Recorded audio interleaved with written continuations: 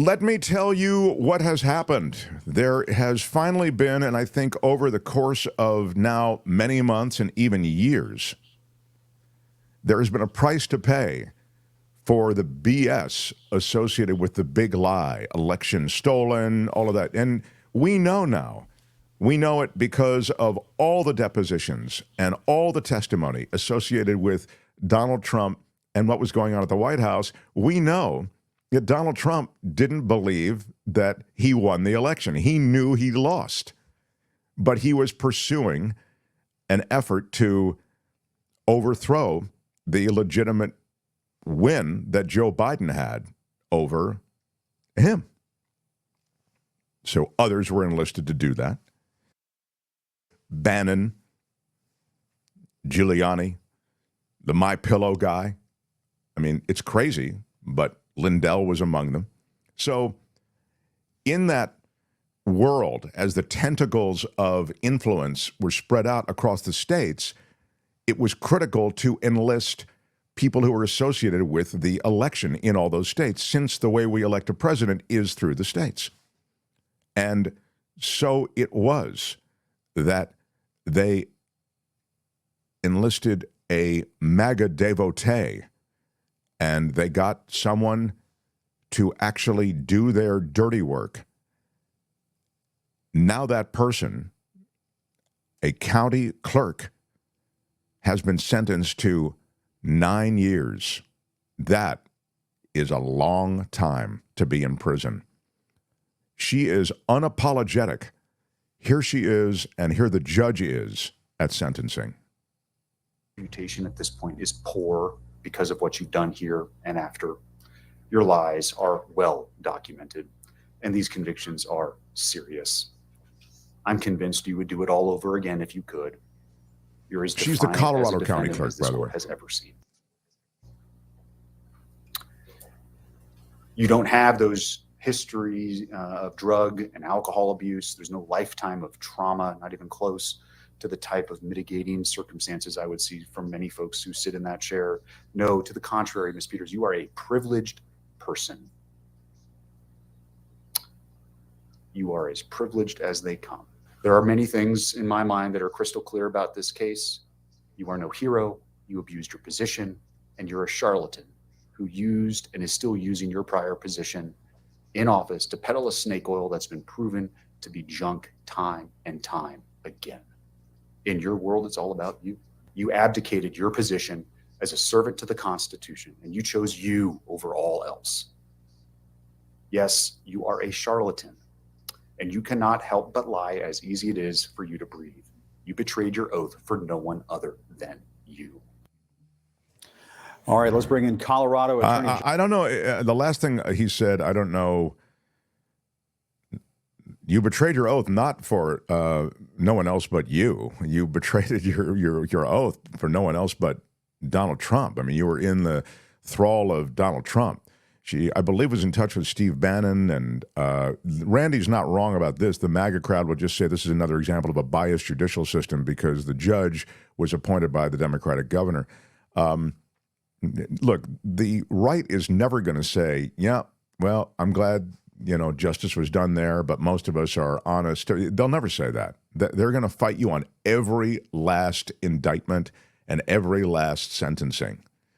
But it is still a sign that you can't just get away with this stuff. And I think that that's important because it may have a chilling effect on things like another January 6th. As long as people actually do time for what they've done, you feel as though they might think twice before they do any number of things that creates the chaos around the election that the GOP will use in court to try to create doubt as to the outcome. They're already doing it now, okay? This is not just a hypothetical. They're already in courts now, challenging systems, getting last-minute changes to election systems. It is something that is part of the strategy, and there are far more in the way of assets being applied to that plan now than were being applied in 2016. In 2016, as we've said, you didn't have people like this. You didn't have county clerks who were on your on your side necessarily ahead of time. It was a scramble. They didn't think they were even going to win in 2016.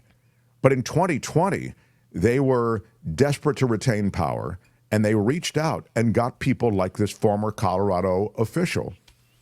So she became part of their election scheme. It was a coup attempt, and they tried it through legal means, that is to say, to challenge the outcome in court, even though there was no evidence of any election interference of any kind. And then they went for what this GOP official was part of. They went to mess with the actual election systems. And, yeah, go ahead, Kim. She was the former Mesa County clerk and recorder. It was her job to safeguard the votes of the people in her district. And what did she do? She did some sneaky things with a what do you call it? The things you her badge, allowing people to badge in. Yeah, like her prox card or the car key, whatever, key card. Her key card, thank you. And she allowed someone associated with My Pillow guy, Mike Lindell, to get into an area that housed the voting machines and basically mess around with voting machines. And she's a darling of the MAGA movement, and they are singing her praises. Meanwhile, she killed the voice of the American people. One voice, one vote. How un-American. She's a cheater and she's a liar. And you say hard time. She only got 9 years. I don't think so. I think they should send her to another country. She's un-American. Gone. Wow. Take away her citizenship, she goes. Sayonara, Wow. Good day, sir. Yeah. There's nothing Like a more sayonara. un-American. Sayonara, sucker. Oh, wow. That's, Nothing more pure un-American speculation. than cheating on an election and trying to thwart the will and the voice of the American voter.